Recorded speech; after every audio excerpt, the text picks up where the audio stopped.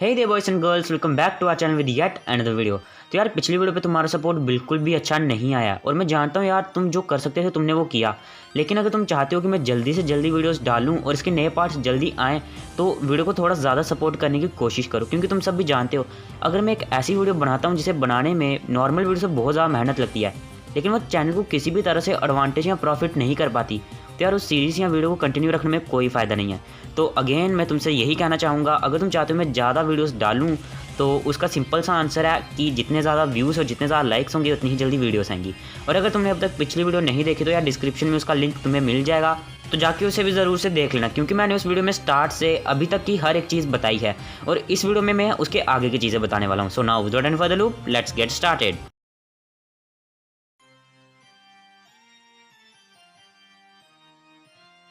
300 million साल बीत गए थे और म्यू की पॉपुलेशन बहुत ज़्यादा तेज़ी से कम हो गई थी। ज़्यादातर म्यू इन्वायरमेंट के हिसाब से इवॉल्व हो गए थे, लेकिन अलग पोकेमॉन गहरे पानी के अंदर बदल रहे थे, जैसे काबूटोप्स, काबूटो, ओमनीस्टार, ओमनीनाइट, रैलिकैन, टॉर्टुगा और कैराकोस्टा। ये सभी पोकेमॉन तेज़ी से बढ़ने लगे और कैराकोस्टा को टर्टल पोकेमॉन का फादर कहा जाने लगा, क्योंकि सभी टर्टल पोकेमॉन उसी से जन्मे थे और उसी ने उन्हें बड़ा किया था। और यही सेम चीज़ ज़मीन पर भी हो रही थी।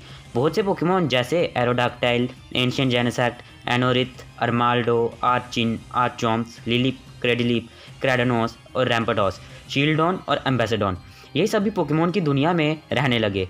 बिल्कुल कैराकोस्टा के जैसे ही आर्चॉम्स को भी बर्ड पोकेमॉन्स का फादर कहा जाने लगा, क्योंकि सभी बर्ड पोकेमॉन्स इसी से जन्मे थे। 200 मिलियन साल बीत गए लेकिन ज़्यादा कुछ मेजर नहीं हुआ।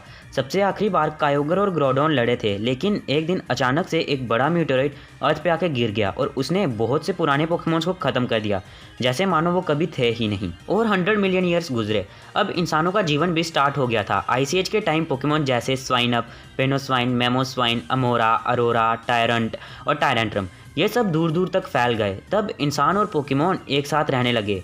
अब यहाँ से सबसे पहला मेजर रिलीजन बना।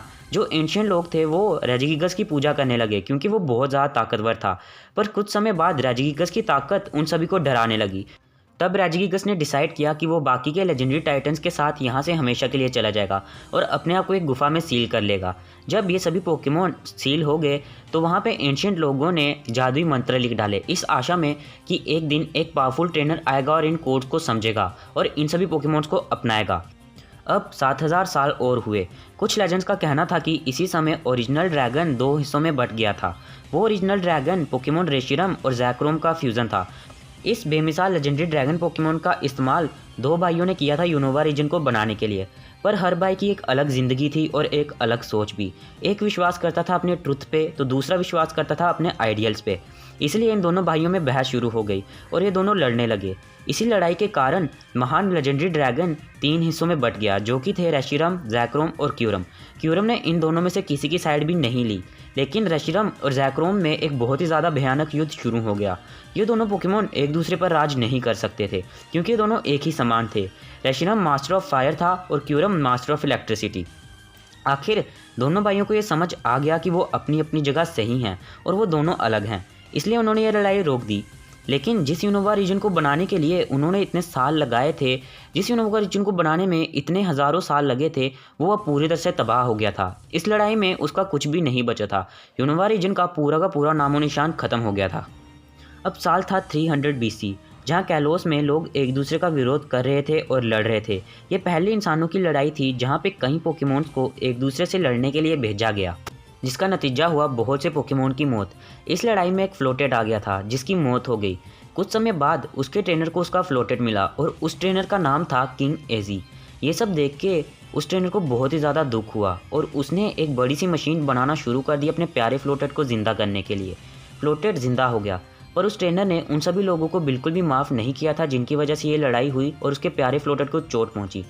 तो किंग एजी ने उस बड़ी मशीन को एक वेपन में बदल डाला, जिसके अंदर अलग अलग पोकेमॉन की ताकत थी, उन सब लोगों को ख़त्म करने के लिए जिनकी वजह से ये सब हुआ था और उसके प्यारे फ्लोटेड को चोट आई थी।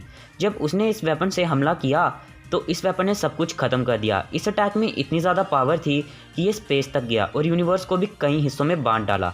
एक यूनिवर्स जहाँ पे ये वेपन फायर किया गया था, वहाँ के स्टोन्स पावर की वजह से मेगा स्टोन्स में बदल गए, और दूसरा यूनिवर्स जहाँ पे ये वेपन फायर नहीं हुआ था, वहाँ के स्टोन्स नॉर्मल स्टोन्स ही रहे। फिर 1000 साल बीते।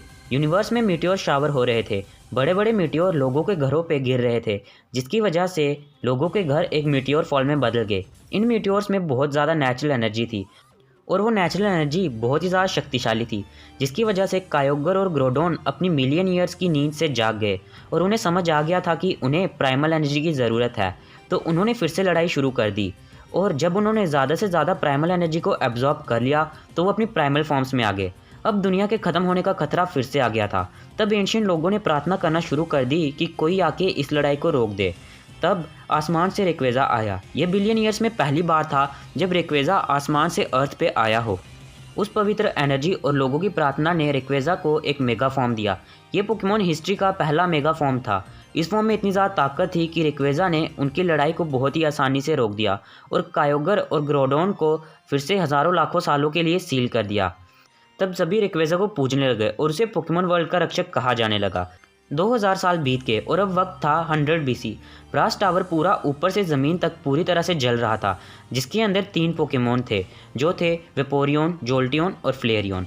ये तीनों पोकेमॉन बच नहीं पाए और उस आग में जल गए।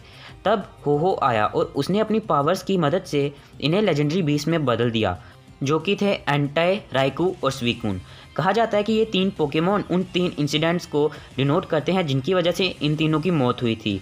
वो लाइटनिंग जिसकी वजह से ब्रास टावर में आग लगी, वो आग जिसकी वजह से ये पोकेमॉन मरे, और वो पानी जिसकी वजह से ये आग बुझी थी। तो यार बस आज की वीडियो में इतना ही। अब तुम मुझे पूछोगे कि अगला पार्ट कब आएगा, तो मैं तुम्हें बस एक बात कहूँगा कि अगर तुम्हारा इस वीडियो पे अच्छा सपोर्ट आ जाता है तो यार मैं अगला पार्ट जल्दी से जल्दी लाने की कोशिश करूँगा। तो अगर तुम्हें ये वीडियो पसंद आई हो तो यार लाइक ज़रूर से कर देना, और अगर तुम हमारे चैनल पर नए हो तो सब्सक्राइब करो और पिछली वीडियोस भी जाके देख लो, ठीक है। तो मिलते हैं हम आपसे अगली वीडियो में। As our journey continues. It's a